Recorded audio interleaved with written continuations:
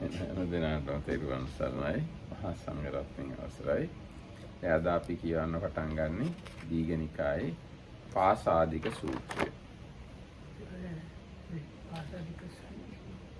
සම්පසාද.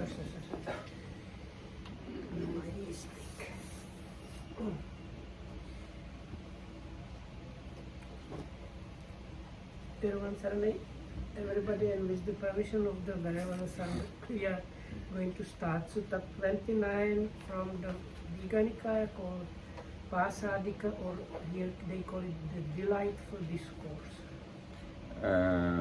එක්තරා කාලයක බුදුරජාණන් වහන්සේ ශාක්‍ය ජනපදයේ වේදඤ්ඤා කියන ශාක්‍යයන්ගේ අඹවනයේ වාසය කරනවා. දැන් මේ වේදඤ්ඤා කියන වචනේ ගැන අටුවාව පැහැදිලි කිරීමක් කරනවා. ඒ ශාක්‍යෝ දුන්නෙන් විදින්න පුරුදු වෙන එහෙම දුනු වලින් විදීමේ දක්ෂ ශාක්‍යෝ කොටසක් තමයි වේදඤ්ඤා ශාක්‍යෝ කියලා කියන්නේ.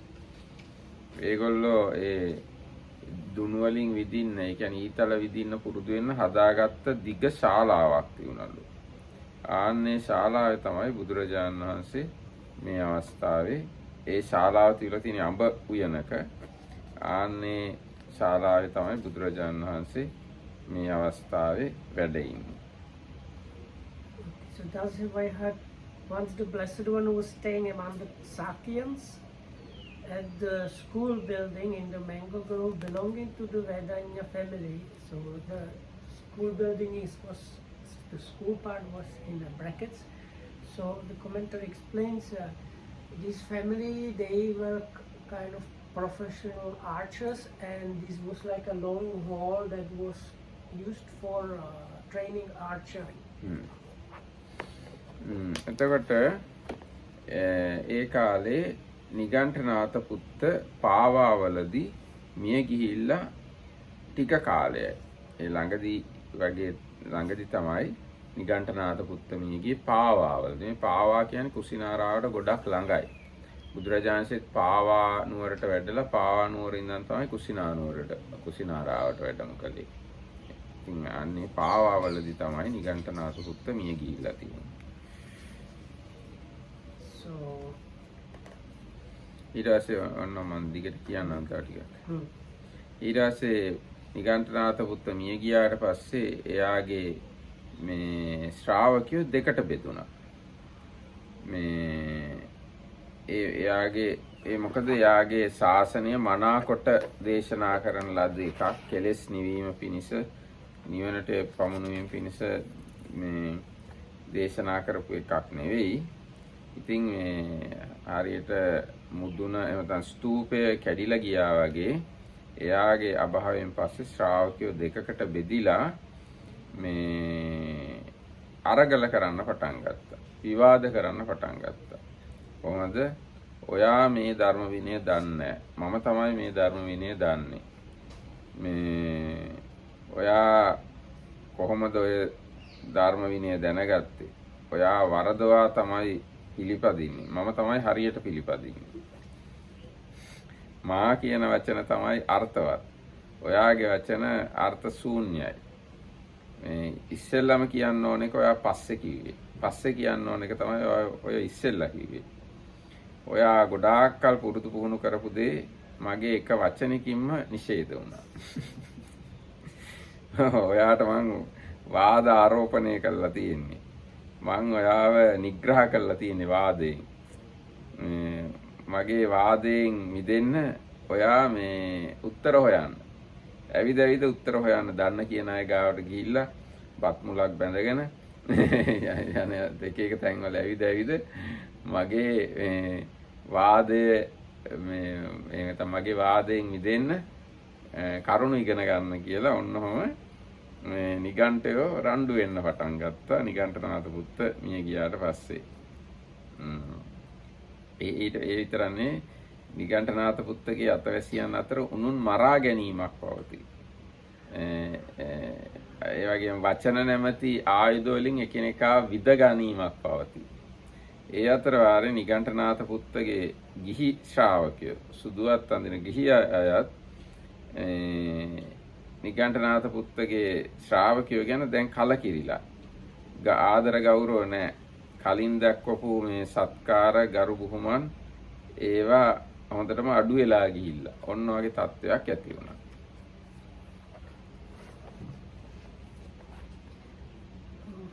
So at that time the Niganta Nathaputta had just died at Pava. Pava is the city near where the Buddha passed away, so it was after exiting Pava that he reached Kusinara. So, I don't think that's correct. There are two Pava. The Pava near Nalanda is where Mahavir died and his temple is still there, the cremation land. It's not that. I visited both of them. Anyway, here it is not mentioned that fact. It is said just Pava. So we don't know exactly which Pava. Near Nalanda. Okay. So at his death, the Nigantas were split into two parties, quarreling and disputing, fighting and attacking each other with wordy warfare. This is in other translations they use stabbing each other with word daggers or something like that, verbal daggers. Like you have your words are like daggers that you use to stab the other person. And say, you don't understand this doctrine and discipline. I do. How could you understand this doctrine and discipline? Your ways are all wrong, mine is right. I am consistent, you aren't. You said last what you should have said first, and you said first what you should have said last. What do you look so? What took you so long to think up has been refuted. Your argument has been overthrown. You are defeated. Go on, save your doctrine. Get out of that if you can, and so on. You would have thought the Nigantas Nathaputta's disciples were bent on killing each other. Even the white robe lay followers were disgusted, displeased and repelled when they saw what their doctrine and discipline, that their doctrine was so ill proclaimed and unedifyingly displayed, and so ineffectual in calming the passion, having been proclaimed by one not fully enlightened, and now this its support gone without an arbiter. ඊට පස්සේ මේ චුන්ද කියන සමනුද්දේශ දැන් මෙතන අටුවා පැහැදිලි කරන මේ සමනුද්දේශ සාමණේර කියලා කිව්වට මොකද එයා අඳුර මේ වෙන විට උපසම්පදා වෙලාලු හිටියේ. නමුත් අර ඉස්සරින්දාම කියපු හින්දා සාමනුද්දේශ කියලා තාමත් පාවිච්චි කරනවලු මේ සූත්‍රේ. It's like Kumara Kassapa's similar story. ඔව් ටිකක් ඒ වගේ. මේ ඉතින් ඒ චුන්ද සාමණේරයෝ එහෙම නැත්නම් චුන්ද හාමුදුරුවෝ සාමණේරම නෙමෙයි මේ ආනන්ද තෙරුන් වහන්සේ ගාවට ගිහිල්ලා ආනන්ද තෙරුන්ට ආදරයෙන් වැඳලා පැත්තක ඉඳගත්තා. පැත්තක ඉඳගෙන චුන්ද හාමුදුරුවෝ ආනන්ද තෙරුන්ට කිව්වා ස්වාමීන් වහන්සේ නිගණ්ඨනාථ පුත්ත පාවා නුවරදී දැන් ටික දවසකට කලින් මිය ගියා. ඔහුගේ මේ කාලක්‍රියාවෙන් පස්සේ මේ ශ්‍රාවකයෝ පිළිසරණක් නැතුව මේ ભેද බින්න වෙලා දෙකොටසකට බෙදිලා අර විදිහට මේ රණ්ඩු වෙවි ඉන්නවා. ගිහි අයත් ඒගොල්ලන්ට දැන් සලකන්නේ රණ්ඩු වෙන හින්දා කියලා ඔන්න කාරණාව මේ ආනන්ද තෙරුන්ට දැන්නුවා. එහෙම දැනගත්තාම ආනන්ද තෙරුණෝ චුන්ද මේ සමනුද්දේශයට කිව්වා චුන්ද මේ බුදුරජාණන් වහන්සේ බලන්න යන්න මේ හොඳ කතා පඬුරා බුදුරජාණන්සේට ගිහිල්ලා දැනුම් දෙන්න හොඳ සිද්ධියක් මේක. යමු අපි බුදුරජාණන් වහන්සේ ගාවට ගිහිල්ලා මේ කරුණ බුදුරජාණන්සේට සැලකරමු කියලා මේ එහෙමයි කියලා. එතකොට චුන්ද හාමුදුරුවොත් ආනන්ද හාමුදුරුවොත් එක්ක එකඟ වුණා. ඊට පස්සේ චුන්ද හාමුදුරුවෝයි ආනන්ද හාමුදුරුවෝයි බුදුරජාණන් වහන්සේ ගාවට ගිහිල්ලා එකත් පස්ස වාඩි වෙලා මේ ඔය ඔක්කොම සිද්ධිය කිව්වා. නිගණ්ඨනාථ පුත්ත මිය ගියා. ඊට පස්සේ මෙහෙම වුණා. දැන් ඔය ભેද බින්න වෙලා ඒගොල්ලෝ රණ්ඩු වෙනවා මේ කියලා ඔය සම්පූර්ණ සිද්ධියම කිව්වා. Okay, so now the novice Chunda, who had spent the rains at Pava, came to Samagama to see Venerable Ananda. Saluting him, he sat down to one side and said, Bante, the Nigantanataputta has just died at Pava. And then he related what had happened, that how they are split and fight and so on. The Venerable Ananda said, Chunda, that is something that ought to be reported to the Blessed One. Let us go and tell him. Very well, Bhante said, Chunda. So they went to the Blessed One and told him. So, and this here novice Chunda, the commentary says he was actually already high ordained monk, but he was known from the time when he was like novice, so they used to call him novice Chunda as a kind of nickname or like a way of addressing. It doesn't mean that he was actually a novice. ඔව් දැන් ඒ ගැන දීර්ඝ විස්තරයක් තියෙනවා. චුන්ද කියලා කියන්නේ සරියුත් මහ රහතුන් වහන්සේගේ මල්ලි කෙනෙක්. ඊට පස්සේ මේ පාවාවල තමයි එයා වස්වසලා හිටියේ. ආනන්ද හාමුදුරුවෝ වස්වසලා හිටියේ සාමගාම කියන එකේ. ඉතින් ඒකේ හින්දා තමයි එයා පාවාවල ඉඳන් සාමගාමයට ඇවිල්ලා ආනන්ද ස්වාමීන් වහන්සේට මේ බව දැනුම් දුන්නේ. ඊට පස්සේ තවදුරටත් කියනවා නිගණ්ඨනාථ පුත්ත කියන්නේ ඉන්දියාවේ ප්‍රසිද්ධ වෙලා හිටිය ශාස්ත්‍රූවරයෙක්. ඉතින් මේ ප්‍රසිද්ධ කෙනෙක් මිනිස්සු ඔක්කොම ශාස්ත්‍රූවරයෙක් ආගමික නායකයෙක් කියලා පිළිගත්ත කෙනෙක්. ඉතින් එයා කලුරිය කළාම ශ්‍රාවකයෝ මේ විදියට විවාද කරන තත්ත්වයට ඇවිල්ලා මේ ඉන්නවා. දැන් බුදුරජාණන් වහන්සේත් ඉන්දියාවේ එනතන් ජම්බුදීපේ මේ හඳ වගේ ප්‍රසිද්ධ ඉර හඳ වගේ ප්‍රසිද්ධ ශාස්ත්‍රූවරයෙක්. දැන් බුදුරජාණන් වහන්සේ පිරිනිවන් පෑවට පස්සෙත් බුදුරජාණන් වහන්සේගේ ශ්‍රාවකයොත් මේ වගේ විවාද කරයිද දන්නේ නැහැ කියලා මිනිස්සු අතර කතාවකුත් ඇති වුණා. අන්න ඒකින්ද තමයි ආනන්ද ස්වාමීන් වහන්සේ හිතුවේ මේ කතාව ගිහිල්ලා බුදුරජාණන් වහන්සේට කියන්න ඕනේ කියලා. So this Venerable Chunda was a younger brother of Venerable Sariputta. ඇත්තම සරියුත් හාමුදුරනේ මට මතක හිටියේ සහෝදරයෝ තව 3 දෙනෙක්ද කොහෙද ඉන්නවා. ඔක්කොම සහෝදරයෝ 5 දෙනයි සහෝදරියෝ 2යි 7 දෙනෙක් ඒ පවුලේ මට මතක හිටියේ. So according to Dhammaratya's memory, he had altogether 5 brothers and 2 sisters, and all of them became followers of the Buddha. All of them became arahant actually. Arahant. Three Oh, sisters.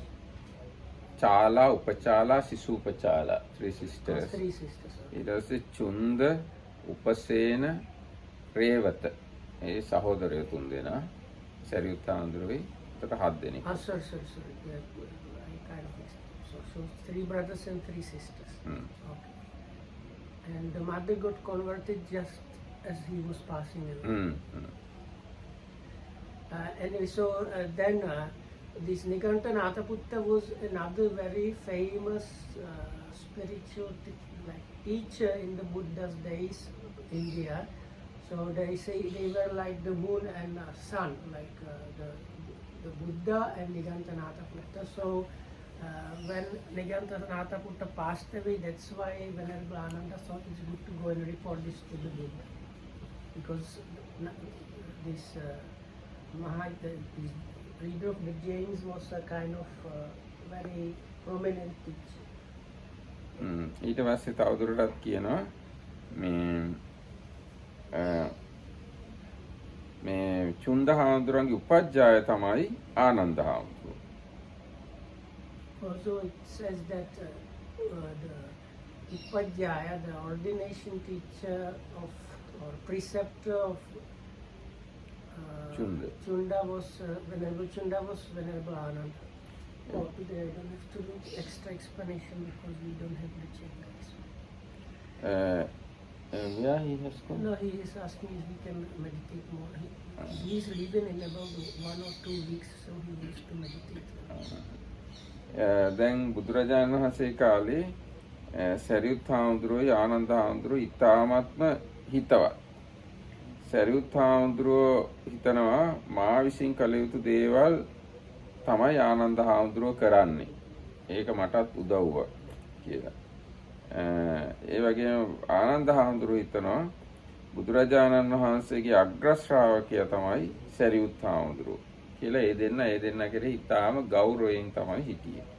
So Venerable Ananda and Venerable Sariputta used to stay in great respect and closeness and connection up to the level the commentary says that Venerable Sariputta used to think whatever things that I might need to do, Venerable Ananda is so close that he will do those for me if needed. And Venerable Ananda was thinking now Venerable Sariputta was proclaimed by the Buddha as his chief disciple, so he is this kind of important person. කුලදාරකේ පබ්බජෙත්වා Sariputta තේරස සන්තිකේ උපජ්ජං ගහාපේසි. Ananda හාමුදුරුවෝ කුලදරුවන් මහාන කළා සරියුත් හාමුදුරුවන්ව ගුරුවරයා වශයෙන් උපාධ්‍යාය වශයෙන් පත් කරනවා. And whatever people were ordained by Venerable Ananda, they were sent to Venerable Sariputta to get the higher ordination or asking Venerable Sariputta to be their preceptor for the higher ordination. Sariputta තේරෝපි තතේව කාසි. සරියුත් හාමුදුරුවෝ තමයි. සරියුත් හාමුදුරුවෝ තමන් ගාව මහාන කළා ආනන්ද හාමුදුරුවන් උපජ්ජාය වශයෙන් පත් කරනවා. And Venerable Sariputta was doing the other way around. So he ordained people and sent them to Venerable Ananda so that Venerable Ananda will be their preceptor. එවං ඒකමේකේන අත්තනෝ පත්ත චීවරං දත්වා පබ්බා ජෙත්වා උපජ්ජං ගන්හා පිතානි පංච පංච බික්කු සතානි අහේසු. මෙසේ ඒ දෙදෙනා මහාන කළා සිවුරු දීලා මහාන කරලා හදාගත්ත ශිෂ්‍ය පිරිස 500 හිටියා ඒ දෙන්නට. So like this they ordained monks and sent them like a kind of exchange and so on. In the end, both of them had groups of 500 monks under them. ඊට පස්සේ ආයස්ම ආනන්දෝ පනීතානි චීවරාදීනිපි ලබිත්වා තේරස්සේව දේති. හොඳ විදිහේ වටිනා විදිහේ සිවුරු ආදිය ලැබුණාම ආනන්ද හාමුදුරුවෝ සරියුත් හාමුදුරුවන්ට දෙනවා. So in case, or if it happened that Venerable Ananda received some very valuable, good, high quality robes, he always sent, or he used to send them to Venerable Sariputta. ඒකෝ කිර බ්‍රාහ්මනෝ චින්තේසි. එක්තරා බ්‍රාහ්මණයෙක් හිතුවලු බුද්ධ රතනස්සච සංඝ රතනස්සච පූජා පඤ්ඤායති. කතන්නකෝ ධම්ම රතනම් පූජිතං නාම හෝති इति. දැන් ඒ බ්‍රාහ්මණයට බුද්ධ රත්නයට නම් පූජා කරන්න පුළුවන් දේවල්. සංඝ රත්නයටත් දේවල් පූජා කරන්න පුළුවන්. ධර්ම රත්නයට දේවල් පූජා කරන්නේ කොහොමද කියලා හිතුවා. So one Brahmin thought now it is possible to see, or there was pointed out or understandable how to offer something to the jewel of the Buddha and how to offer things to the jewel of the Sangha, but how is it possible and how to do that for the jewel of the Dhamma? So භගවන්තං උපසංකමිත්වා ඒතමත්තං පුච්චි භගවාහ. එතකොට ඔහු බුදුරජාණන් වහන්සේ ගාවට ගිහිල්ලා මේ කාරණා ඇහුවා. බුදුරජාණන්සේ මෙන්න මෙහෙම කිව්වා. සච්චේපි බ්‍රාහ්ම ධම්මරතනම් පූජිතු කාමෝ ඒකම් බහුසුතම් පූජේහීති. ඉතින් ඔබ ධර්මයට පූජා කරන්න කැමති නම් බහුසුත හාමුදුරු කෙනෙක්ට ඒ පූජාව කරන්න කියලා කිව්වා. ඒ කියන්නේ ධර්මය දන්න හාමුදුරු කෙනෙක්ට ඒ පූජාව කරන්න කිව්වා. So he went and asked the Buddha, and the Buddha said, if anybody has a wish to offer something to the gem or jewel of Dhamma, such a one can offer things to a well-learned monk, Bahusutta Bhikkhu. බහුසුතම් බන්තේ ආචික්කතාති. එතකොට ඒ බ්‍රාහ්මණයා කිව්වා බහුසුතේ කියන්න ස්වාමීනි කියලා. Then this Brahmin asked the Buddha, so who, like basically, if I rephrase, can you suggest to me who is this well-learned monk that you speak of? බුදුරජාණන්සේ කිව්වා බික්කු සංඝම් පුච්චතාති. භික්ෂු සංඝයාගෙන් අහන්න. And the Buddha said, go and ask the Sangha of Bhikkhus. So බික්කු උපසංක භික්ඛු උපසංකමිත්වා බහුසුතම් බන්තේ ආචික්කතාති ආහ. ඔහු භික්ෂුන් වහන්සේලා ගාවට ගිහිල්ලා ඇහුවා ස්වාමීනි බහුසුතේ කියන්න කියලා. So then he approached monks and was asking them, Bante, can you tell me the well-learned monks? Ananda තේරෝ බ්‍රාහ්මනාති. එතකොට භික්ෂු සංඝයා කිව්වා ආනන්ද තේරුන් වහන්සේ කියලා. So the monks told him it's the Venerable Ananda. බ්‍රාහ්මනෝ තේරං සහස්සග්ගන කියන චීවරේන පූජේසි. බ්‍රාහ්මණයා ආනන්ද තෙරුන් වහන්සේට දහසක් වටින සිවුරක් පූජා කළා. So then this Brahmin came and offered 1,000 robes to Venerable. No, 1,000 valuable. Sorry. It's like value of the robe. Value. One robe. One robe. Sorry. Not 1,000 robes, but one robe worth 1,000. 1,000 maybe gold coin. Okay. තේරෝ තං ගහෙත්වා භගවතෝ සම්තිකං අගමාස්. තෙරුන් වහන්සේ සිවුරත් අරගෙන බුදුරජාණන් වහන්සේ ගාවට ගියා. So but Venerable Ananda accepted the robe and approached the blessed. භගවා කුතෝ ආනන්ද ලද්දන් තියාහ. බුදුරජාණන් වහන්සේ කොහෙන්ද ආනන්ද ලැබුණි ඔය සිවුර කියලා. Buddha asked him, so Ananda, where did you get this robe? ඒකේන බන්තේ බ්‍රාහ්මණේන දින්නා. එක බ්‍රාහ්මණෙක් මට දුන්නා කියලා කිව්වා. Where did you get it from? This was offered to me by a certain Brahmin. ඉදම් 50න් ආයස්මතෝ සාරිපුත්තස්ස ධාතුකාමෝති. මම කැමති මේ සිවුර සරියුත් හාමුදුරන්ට දෙන්න කියලා කිව්වා. But I wish to offer this robe to Venerable Sariputta. දේහි Ananda එහෙනම් දෙන්න කියලා කිව්වා. So give it to him. චාරිකම් පක්කන්තෝ බන්තේති. Sariyut හාමුදුර දැන් චාරිකාව වැඩලයි කියලා කිව්වා. Venerable Ananda said, Bante, but Venerable Sariputta is now doing charika, like going like touring the country. ආගත කාලේ දේහිති. ආපුහම දෙන්න කියලා කිව්වා. Then give it to him when he comes back. සික්ඛාපදම් බන්තේ පඤ්ඤත්තන්ති. ස්වාමීනි ශික්ෂාපදයක් පනවලා තියෙනවා කිව්වා. ඒ කියන්නේ සිවුරු තියා ගැනීම තහනම් කියලා ශික්ෂාපදයක් පනවලා තියෙනවා. So then Venerable Ananda said, yeah, but Bante, you have promulgated this rule about keeping robes. කදාපන සාරිපුත්තෝ ආගමිස්සතිති. කවදද සරියුත් හාමුදුරුවෝ එන්නේ කියලා ඇහුවා එතකොට. So when will Venerable Sariputta come back then? දසහමත්තේ බන්තේති. ඒතකොට ආනන්ද හාමුදුරුවෝ දවස් 10කින් විතර එනවා කියලා. In 10 days time. අනුජානාමි ආනන්ද දසහ පරමං අතිරේක චීවරං නික්කිපුතුන්ති සික්ඛාපදම් පඤ්ඤාපේසි. ඒතකොට බුදුරජාණන්සේ ශික්ෂාපදේ වෙනස් කළා. දවස් 10ක් අතිරේක සිවුරක් තියාගන්න අවසර දෙනවා කියලා. So then the Buddha saying that case I am changing the ruling, so you can keep the extra rope for up to 10 days. එතකොට ඒ දැන් අපිට ශික්ෂාපදයක් තියෙනවා. ඒ ශික්ෂාපදේ හැදුනේ ඔය විදිහට වෙනස් වුණේ මේ සිද්ධිය නිසා.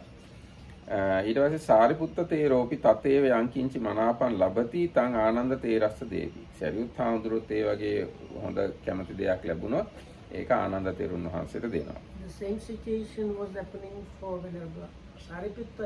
If he happened to obtain or receive something very nice and valuable, he also used to offer this to Venerable Ananda. ඉතින් අන්න ඒ විදිහට මේ සරියුත් හාමුදුරුවෝයි ආනන්ද හාමුදුරුවෝ ඉතාම සමීපයි. ඉතින් සරියුත් හාමුදුරුවෝගේ මල්ලිව මේ චුන්ද හාමුදුරුවන්ව ආනන්ද හාමුදුරුවෝ තමයි මහාන කරගෙන උපාධ්‍යාය වශයෙන් මහාන කරගෙන හිටියේ. ඒකින්ද තමයි එයා ආනන්ද හාමුදුරුවෝ ගාවට ඇවිල්ලා මෙයා මේ කතාව කිව්වේ නිගණ්ඨනාථ පුත්ත මැරිච් එක ගැන.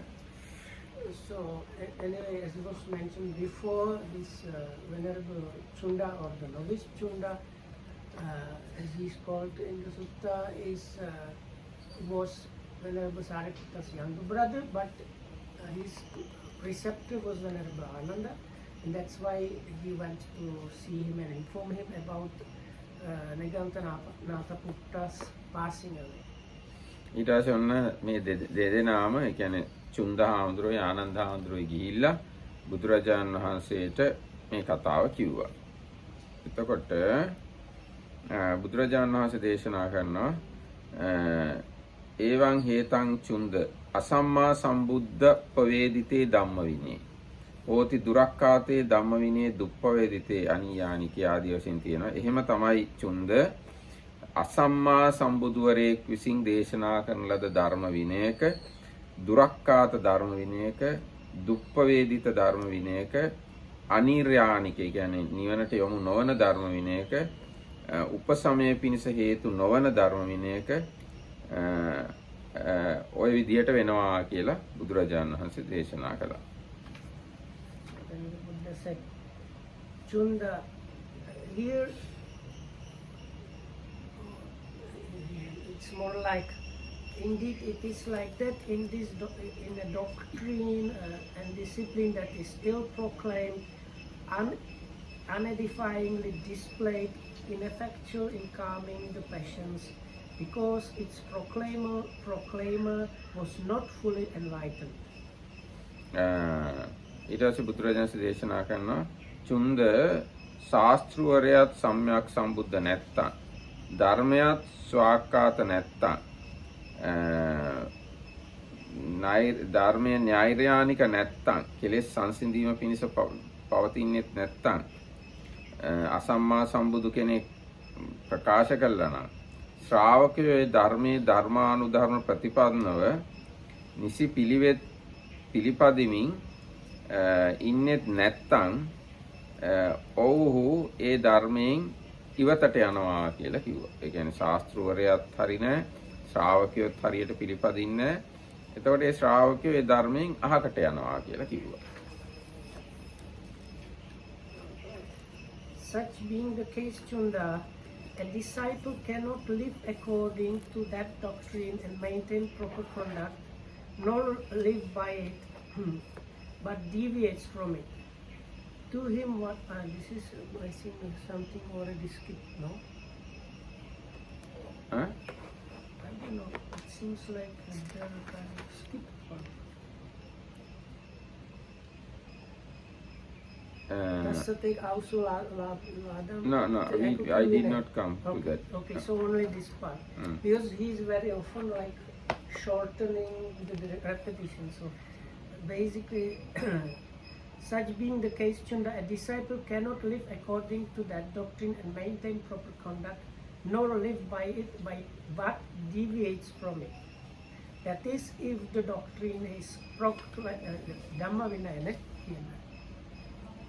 ධම්ම විනය කියනවා. if this Dhamma Vinaya, or here called doctrine and discipline, was taught by somebody who is not fully enlightened, then it's ill proclaimed and unedifyingly displayed, and it's ineffectual, so that it does not lead to the extinction of the defilements. Then the disciples cannot live according to that and maintain proper conduct. ඔව් දැන් මේ ධම්ම විනය කියන වචනේ වැදගත්කමක් තියෙනවා. ධම්ම විනය කියලා කියන එක මේ කාලේ සමහර තේරුම් අරන් ඉන්නවා. ධම්ම කියන්නේ සූත්‍ර පිටකේ, විනය කියන්නේ විනය පිටකේ කියලා. ඒක වැරදි අදහසක්. මොකද මේ නිගණ්ඨනාත පුත්තගේ ශාසනයටත් කියන්නේ ධම්ම විනය කියලා. So this is kind of important point. These days some people say Dhamma means suttas and Vinaya means Vinaya. But here we see that is a kind of couple of words. Dhamma Vinaya is used for the kind of, let's say, system of other teachers, here in this case Niganta Nata. බුදුරජාණන් වහන්සේත් මේ වචනේ පාවිච්චි කරනවා. හැබැයි ධම්මෝච විනයෝච දේශිතෝ පඤ්ඤත්තෝ සෝවෝ මමච්චේව සත්තා. බුදුරජාණන් වහන්සේත් ඒක පාවිච්චි කරනවා. නමුත් ඒකෙන් අදහස් කරන්නේ ධම්ම විනය කියන්නේ බුද්ධ ආගමට විතරක් අදාළ එකක් කියලා. So even though the Buddha uses the word Dhamma Vinaya when he talks about his system, it is not exclusive to the Buddha himself. දැන් අර බෝධිසත්වයෝ මේ ආලාර කාලාම ගාවට ගිහිල්ලත් කියන්නේ ඉච්ඡාමහං ආවසෝ ඉමස්මින් ධම්ම විනය බ්‍රහ්මචර්යං චරිතු. බෝධිසත්ව කාලෙදිම ආලාර කාලාමගේ ශාසනය ගැන කියන්නේ ඔයාගේ මේ ධර්ම විනය මමත් හැසිරෙන්න කැමතියි, පුරුදු වෙන්න කැමතියි කියලා. එතකොට මේ ධම්ම විනය කියන එක පොදුවේ පාවිච්චි කරන වචනයක්. එහෙම නැත්නම් සූත්‍ර පිටකයටයි විනය පිටකයටයි නෙවෙයි. නෙමෙයි. So even when the Bodhisattva came to Alara Kalama and was asking him to stay with him and study and train, he used the same couple of words. He says, I want to be or study in your Dhamma Vinaya. So it's the Buddha uses these two expressions or the kind of when he talks about his things, but it is not exclusively used for the Buddha's teachings. දැන් පරිනිබ්බාන සූත්‍රයේ බුදුරජාණන් දේශනා කරනවානේ ආනන්ද මම දේශනා කරපු ධර්ම විනය මගෙන් පස්සේ ඔබට ශාස්ත්‍රු වෙනවා කියලා. ඒ ධර්ම විනය කියන වචනේ අටුවාවේ පැහැදිලි කරලා තියෙනවා. එතන ධම්ම කියලා කියන්නේ සූත්‍ර පිටකයත් අභිධර්ම පිටකයත්ය. විනය කියලා කියන්නේ විනය පිටකයත්ය කියලා. So then in the Mahaparinibbana Sutta, the Buddha says, after my passing away, the Dhamma Vinaya should be your teacher Ananda after I passed away. So there the commentary explains that there the Dhamma means Sutta Pitaka and Abhidhamma Pitaka, and Vinaya Pitaka is Vinaya. Anyway, but we had long explanation when we were doing Mahaparinibbana Sutta, so we can go and find the recordings, and there was big, I think one whole talk was explaining about this. Because in the commentary there is a long description. Yeah, very detailed. ඊට පස්සේ ඔන්න දැන් මේ තව කතාවක් කියනවා. එකල්ලි චුන්ද සාමණේරයෝ නැත්නම් චුන්ද හාමුදුරුවෝ පාවානුවර වස්වැසුවේ සාමගාමී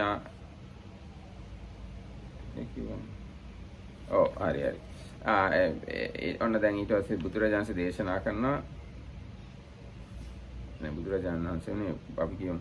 එවත්නි ඔබට මේ ධර්මානුධර්ම ප්‍රතිපත්ති ආදිය ලාභයකි. මේ ධර්මානුධර්ම ප්‍රතිපත්තිය ලාභයක්. ඔබ විසින් මිනිස් බව මනාකොට ලබන ලදී. ඔබගේ ශාස්ත්‍රූන්ද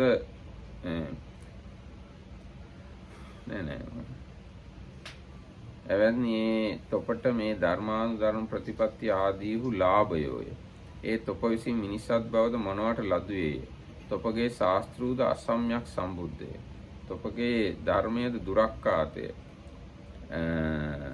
දුප්පවේදිතය අනීරානිකේ විපසමයේ පිණිස නොපවත්නේ.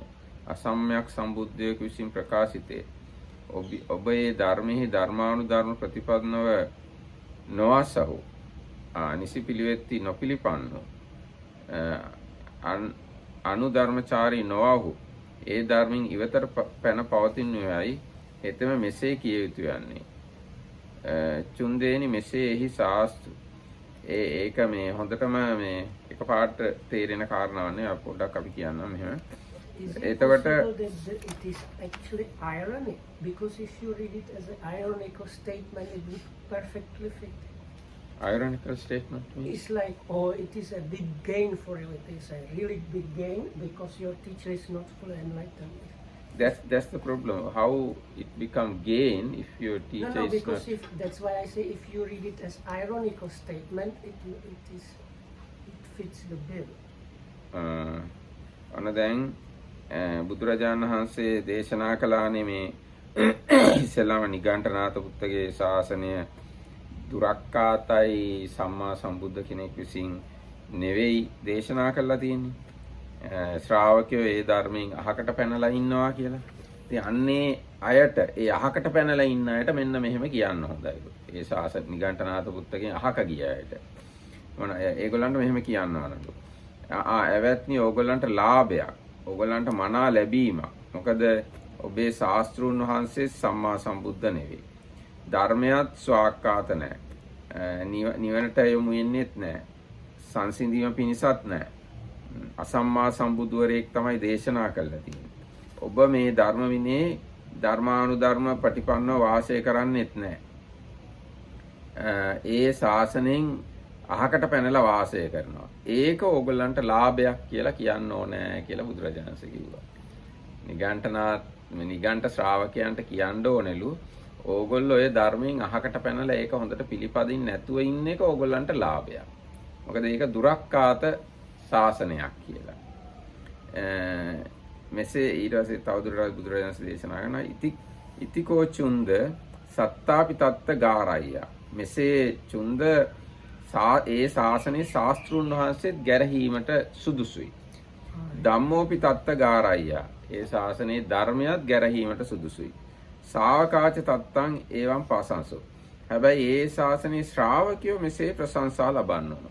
ඇයි ඒගොල්ලෝ එකෙන් අහකට පැනලා ඉන්නේ. ඒ කරුණෙන් ඒගොල්ලෝ ප්‍රශංසනීයයි. යෝකෝ චුන්ද ඒව රූපං ශාවකං එවං වදෙය්‍ය. දැන් චුන්ද මේ ඒ ශ්‍රාවකෙක්ට මෙහෙම කියනකොට ඒතායස්මා තථා පටිපජ්ජතු යතාතේ සත්තාරා ධම්මෝ දේශිතෝ පඤ්ඤත්තෝති. පොඩ්ඩකින් ඒ වගේ මේ ශ්‍රාවකෙක්ට ආයුෂ්මත් මේ ඒවා එන්න යම්සේ ඔබගේ ශාස්ත්‍රු විසින් දහම් දේශන ලදද පනවන ලදද එසේ පිළිපදීවයි මෙසේ කියන්නෝද. යමෙකුත් ඒ සමාදන් කරවාද යමෙකුත් ලවා ඒක ගන්නවාද සමාදන් කරවන ලදුවේ එය පුරාලනු පිණිස පිළිපදීද ඒ සියල්ලෝ බොහෝ අකුසල් රැස් කළා. දැන් කවුරු හරි කියනවා නම් නිගණ්ඨ ශ්‍රාවකයන්ට ඕගොල්ලෝ යන්න ඕගොල්ලන්ගේ නිගණ්ඨනාථ පුත්ත කියපු විදිහටම පිළිපදින්න කියලා ඒ කියන අය ගොඩාක් පව් රැස් කර ගන්නවා. ඒ කවර හේනයක් චුන්ද නොමනා කොට කියන ලද නොමනා කොට දන්වන ලද අනෛර්යානික වූ කෙලෙස් නිවීම පිණිස නොපවත්නා වූ අසම්‍යක් සම්බුද්ධයෙකු විසින් ප්‍රකාශිත වූ ශාසනයකි මෙය මෙසේම වෙයි. ඒක. එතකොට මේ ඒක පව් සිද්ධ වෙන කතාවක්. මොකද්ද පව් සිද්ධ වෙන කතාව? නිගණ්ඨයන්ට කිව්වොත් ඔය නිගණ්ඨනාථ පුත්ත කිව්ව විදිහටම පිළිපදින්න කියලා ඒක පව් සිද්ධ වෙන කතාවක්. දැන් අද කාලේ එහෙම ඕවා කියන්න ගියොත් එහෙම මේ ලොකු ප්‍රශ්න ඇති වෙන්න පුළුවන්. ඒනට බුදුරජාණන් වහන්සේ කියලා තියෙනවා.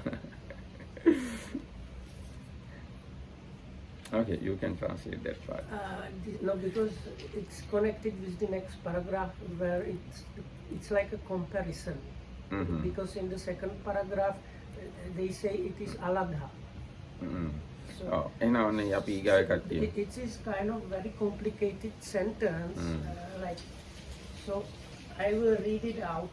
And basically, in the first one, the point of the first one is. If the student is trying to practice thinking it's something good because somebody told him, is the teacher to blame, not the disciple, because the disciple is genuinely trying to do something that he thinks is good. But actually, by following that, a lot of demerit happens. But if the student is taught in the very beginning, this is something not good, and he still follows that, who is to blame is both the teacher, the teaching, and the disciple, because the disciple has been told from the beginning this is something not good. So this is the scheme of these two paragraphs. So I will read the first one. So to him one might say, friend, this is what you have received and you have your opportunity. Your teacher is not fully enlightened and so on. You cannot live according to that doctrine, which is like that. And you end up deviating from it. In this case, Chunda, the teacher is to blame, the doctrine is to blame, but the pupil is praiseworthy.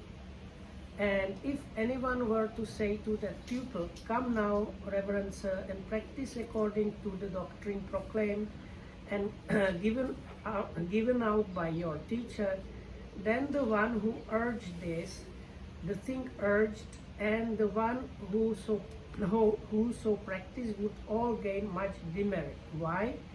Because the doctrine is ill proclaimed, unedifyingly displayed, and ineffectual in calming the passions, and because the proclaimer was not fully enlightened. ඊට පස්සේ ඉද පන චුන්ද සත්තාච හෝති සම්මා සම්බුද්ධෝ. චුන්ද මේ ශාසනයේ ශාස්ත්‍රවරයත් සම්මා සම්බුද්ධයි.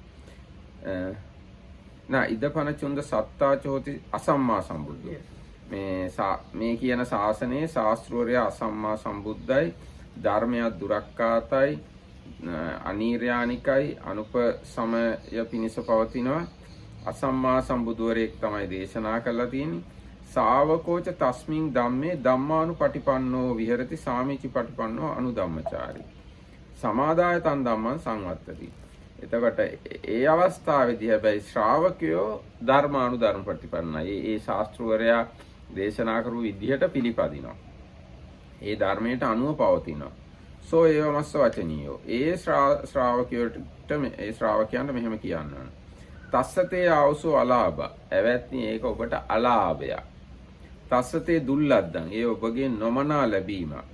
සත්තාචතේ අසම්මා සම්බුද්ධ. ඔබේ ශාස්ත්‍රූන් වහන්සේත් අසම්මා සම්බුද්ධයි. ධම්මෝච දුරක්ඛාතෝ. ධර්මයක් දුරක්ඛාතයි. දුප්පවේදිතයි. අනීයානිකෝ කියන්නේ අනීරයානිකයි. අනුපසම සංවත්තනිකෝ. උපසමය නෙවෙයි අනුපසමය පිණිසයි හේතු වෙන්නේ. අසම්මා සම්බුදුවරයෙක් විසින් දේශනා කළා තියෙන්නේ. ත්වංච තස්මින් ධම්මේ ධම්මානුපටිපන්නෝ විහෙරසි සාමිචි පටිපන්නෝ අනුධම්මචාරී සමාදාය තන් ධම්මං වත්තසීති. ඒ දුරක්ඛාත වූ ශාසනයක ඔබ පිළිවෙත් පුරනවා. ඉතින් ඒක ඔබට අලාභයක් කියලා කියන්න ඕනේ. Okay, so there is the word in English that here he says deviate. He deviates from the teachings. So from together with the Sinhala translation, it seems to be the first case is the student kind of tries to put the things into practice, but realizes it's not possible and kind of gives up following them. And then he's being told this is good for you because this is like a rubbish thing and so on. So then in the second paragraph, the student does not realize the teachings are kind of rubbish and still tries to follow them and practice them. So then people might or should tell him, friend, what you have received is no good. Your opportunity is a poor one. Your teacher is not fully enlightened and so on. In this case, the teacher, the doctrine and the disciple are all to blame. And if anyone were to say, well, Reverend sir, by following that system, you will be successful. The one who so recommended it and that which was recommended, and the one who on hearing such recommendation should make still greater efforts would all gain much demerit. Why? Because the doctrine is well proclaimed and so on. I don't know if it's clear. Okay, so the first student realizes it's rubbish, then he should be told this is kind of good. You realize it's rubbish, and but if somebody tries to persuade him to practice it anyway, the person who tries to persuade him, the teaching, and the person that tries to practice rubbish is getting out of demerit. And in the second case, the student did not realize it was faulty, then people should tell him what you do is wrong, it is bad. And then in that case, the teacher, the teaching, and the student are to blame. And again, if somebody tries to persuade him to stick with the wrong teachings, the person persuading the teachings and the person that tries to stick practicing the wrong teachings are producing a lot of demerit. ඔන්න ඊට පස්සේ ඉතිකෝ චුන්ද සත්තාපි තත්ත ගාරයි හෝ ධම්මෝපි තත්ත ගාරයි හෝ ශාවකෝපි තත්ත ඒවං ගාරයි හෝ. දැන් චුන්ද එහිදී ඒ කරුණෙහිලා ශාස්ත්‍රවරයාත් ගැරහුම් ලැබිය යුතුයි, ඒ ධර්මයක් ගැරහුම් ලැබිය යුතුයි, ඒ ශ්‍රාවකයොත් ගැරහුම් ලැබිය යුතුයි. යෝකෝ චුන්ද ඒව රූපං ශාවකං ඒවං වදෙය්‍ය. ඒ බඳු ශ්‍රාවකෙක්ට මෙන්න මෙහෙම කියන්න ඕනෙලු. අද්දායස්මා ඥාය පටිපන්නෝ ඥාය මාරද්දේසති යෝච පසංසති යංච පසංසති යෝච පසංසිතෝ බියෝ සෝමත්තා විරියං ආරබ්බති සබ්බේතේ බහුං අපුඤ්ඤං පසවති. තංකිස්ස හේතු එවං හේතං චුන්ද හෝති දුරක්ඛාතේ ධම්ම විනේ දුප්පවේදිතේ ආදි වශයෙන්. ඒ කියන්නේ දැන් යම් ශාසනයක ශාස්ත්‍රවරයාත් හොඳ නැත්තම්, ධර්මයක් වැරදි නම්, ශ්‍රාවකයොත් එතන හොඳ නැත්තම්, ඒ තුන් දෙනාම ගැරහුම් ලැබිය යුතුයි. ඒ බඳු ශාසනයක ශ්‍රාවකයන්ට මෙහෙම කිව්වොත්, ඕගොල්ලෝ මේ ශාසනය හොඳට පිළිවෙත් පුරන්න කියලා, එහෙම කියන එක්කෙනයි ඒ ශාසනයට ප්‍රශංසා කරන එක්කෙනයි මේ දැන් ඒ කතාව අහලා කවුරු හරි ශ්‍රාවකෙක් වීරිය කරනවා නම් ඒගොල්ලෝ ඔක්කොම ගොඩාක් අකුසල් රැස් කරගන්නවා. ඒ මොකද හේතුව? එහෙම තමයි දුරක්කාත ධම්ම විනයක ස්වභාවය. දුරක්කාත ධම්ම විනයක හිටියොත් එහෙම ගොඩාක් පව් රැස් කරගන්නවා. කිව්වද ඒ ටික? That's what I said. ඊට පස්සේ දැන් මේ ගැන අටුවාවේ තව පොඩි කාරණාවක් තියෙනවා. අත්තනෝ දුක්ඛ නිබ්බත්තකං විරියං කරෝති. දැන් මේ විරියං ආරභති කියලා වචනයක් තියෙනවා. ඒ ශාසනේ වීරිය කරන එක ගැන. ඉතින් ඒ වීරිය කරනවා කියලා කියන්නේ තමන්ට දුක් දීමෙහිලා වීරිය කරනවා කියන එක. දැන් නිගණ්ඨයෝ කියන්නේ ඇඟට දුක් දෙන අයනේ. කියන්නේ තමන්ට දුක් දෙන්න වීරිය කරනවා කියන එක තමයි ඒකෙන් අදහස් කරන්නේ. So the commentary has comment on the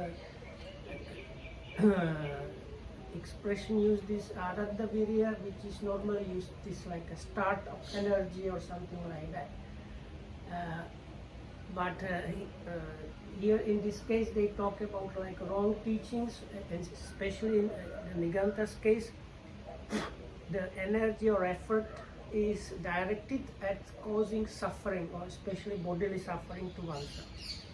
උත්තං හේතම් මෙහෙම කියලා තියෙනවා බුදුරජාණන්. දුරක්ඛාතේ භික්ඛවේ ධම්ම විනයේ යෝ ආරද්ධ විරියෝ සෝ දුක්ඛං විහෙරති. යෝ කුසීතෝ සෝ සුඛං විහෙරති. මහණෙනි දුරක්ඛාත ධර්ම විනයක කවුරු හරි වීරිය ආරම්භ කළොත් එයා දුකසේ වාසය කරනවා. කුසීතව හිටියොත් එයා සැපසේ වාසය කරනවා. So when it's in an ill-proclaimed doctrine like that, the one that tries to strive diligently ends up with a lot of suffering, and the one that is kind of lazy about the practice is comparatively living in comfort. දැන් ස්වාක්ඛාත ශාසනය ගැනත් එතන වචනයක් තියෙනවා. ස්වාක්ඛාත ශාසනයක වීර්ය ආරම්භ කළා. ස්වාක්ඛාතේ භික්ඛවේ ධම්ම විනයේ යෝ කුසීතෝ සෝ දුක්ඛං විහෙරති. සෝ ආරද්ධ විරියෝ සෝ සුඛං විහෙරති. ස්වාක්ඛාත ධර්ම විනයක යම් කෙනෙක් කුසීත නම් ඔහු දුකසේ වාසය කරනවා. යම් කෙනෙක් වීර්ය ආරම්භ කරලා නම් ඔහු සැපසේ වාසය කරනවා. Then in the well-proclaimed doctrine of the Buddhas, the one that has this effort, startup energy kind of thing, is living comfortably, and the one that is being lazy is in discomfort. Okay. ඊට පස්සේ ඔන්න ඊගායක චුන්දේනි මෙහි ශාස්ත්‍රූතමේ සම්‍යක් සම්බුද්ධ වේ. මෙහි බුදුරජාණන්සේගේ මේ ශාසනය ධර්මයක් මනාකොට කියන ලද්දේ, මනාකොට දක්වන ලද්දේ, නෛර්යානික වූයේ, කෙලෙස් නිවීම පිණිස පවත්නේ සම්මා සම්බුදුවරයෙක් විසින් ප්‍රකාශ කරන ලද්දේ වේද. ශාවකයා වනායි ඒ දාමේ ධර්මානුධර්ම ප්‍රතිපන්න නොවූයේ, නිසි පිළිවෙතට නොපිළිපන්නේ, අනුධර්මචාරී නොවූයේ වේද. ඒ පිළිවෙතින් පිටපැන මෙසේයිද හෙතෙමේ මෙසේ කිය යුතු වන්නේ.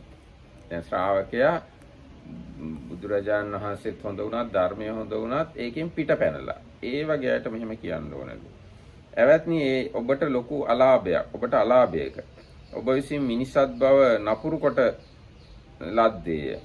ඔබගේ ශාස්ත්‍රූද සම්මා සම්බුද්ධයි ධර්මයේද හොඳට දේශනා කළා තියෙනවා.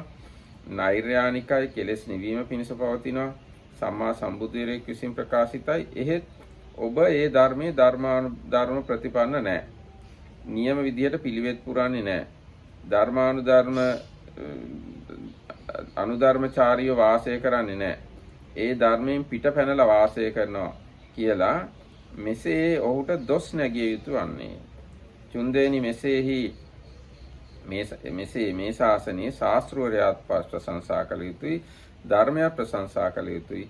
හැබැයි ශ්‍රාවකයාට ගැරහිය යුතුයි. මොකද ගරහන්නේ? එයා පිට පැනලා ඉන්නේ හින්දා.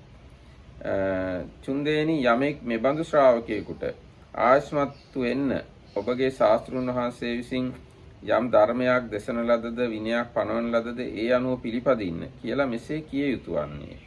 යමෙක් එහි කියනවා, එහෙම කියනවා නම්, සමාදන් කරනවා නම්, ඒ සමාදන් කරන එක්කෙනත් ඒක අහලා පිළිවෙත් පුරන එක්කෙනත් ඒ සියල්ලම බොහෝ පිං රැස් කරත් ඒ කවර හිඳියත් චුන්දේනි මනාකොට කියන ලද නෛර්යානික සම්මා සම්බුදුරෙක් විසින් කියන ලද ශාසනය එහෙමයි. ඒ සම්මා සම්බුදුරෙක්ගේ ශාසනයට අදාළව ඒ කරුණ එහෙමයි කියලා බුදුරජාණන් වහන්සේ දේශනා කරනවා. So the next two paragraphs they talk about the same two cases, but where the teacher and the teachings are correct, good. So the first one is the case of the student that fails, and the second one is the case where the student sticks to the practice. So this is the first case of the failed student and a good teacher and good teaching. But here now, a teacher who is fully enlightened, his doctrine is well proclaimed, edifying it is displayed, effectual in calming the passions because of that enlightened teacher. But the disciple does not live up to the doctrine and so on, and ends up like deviating or falling away from it. In that case, one might say to him, friend, but this one might say to him is like almost in Pali better to say it is good to tell him. Yeah. So it's good to tell him, friend, you have failed, you have missed your opportunity.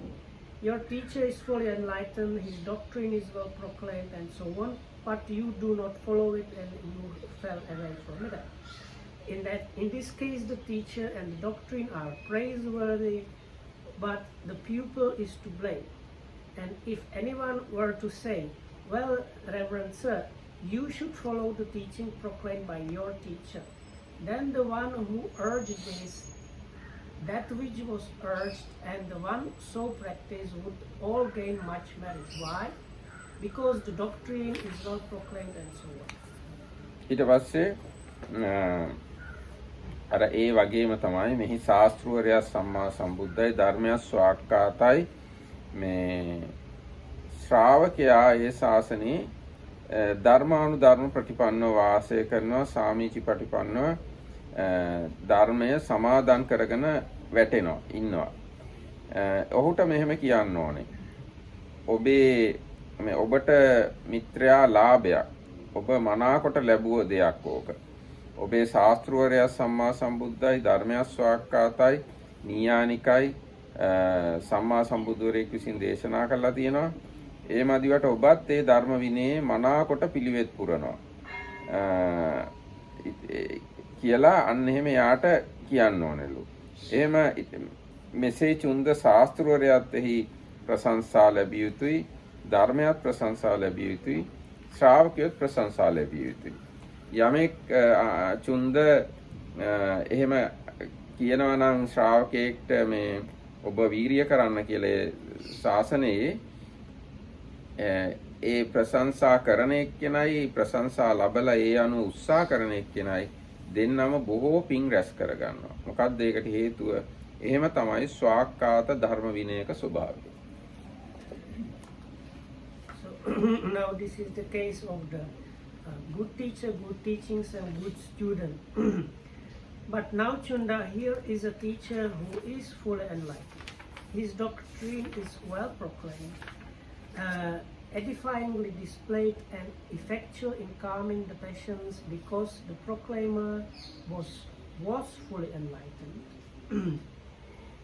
And the disciple is able or manages to live according to that doctrine and maintain proper conduct, having taken it up, follows it, practicing it properly and keeping to it. And it is good to say to such a one, friend, what you have received is good, here is your opportunity. And then everything is repeated so that the teacher is good, the teaching is good, and you are following the doctrine of your teacher well. In that case, the teacher and the doctrine are praiseworthy and the pupil is also praiseworthy. And if anyone were to say to such a disciple, well, Reverend Sir, by following that system you will be successful, then the one who thus commended it and that which was commended, and the one who hearing such commendation should make still great efforts would all gain much merit.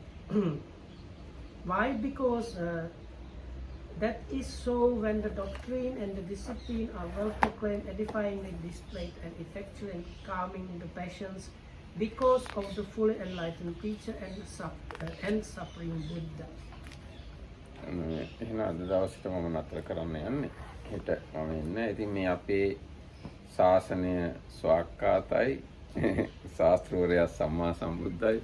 ඒකින්ද අපි හැමෝම උනන්දුවෙන් ශාසනයේ යෙදෙන එක හොඳයි කියලා මම යෝජනා කරනවා. So we have good teacher and good teachings and good sasana, so we should strive diligently, something like that. And thanks for listening. එහෙම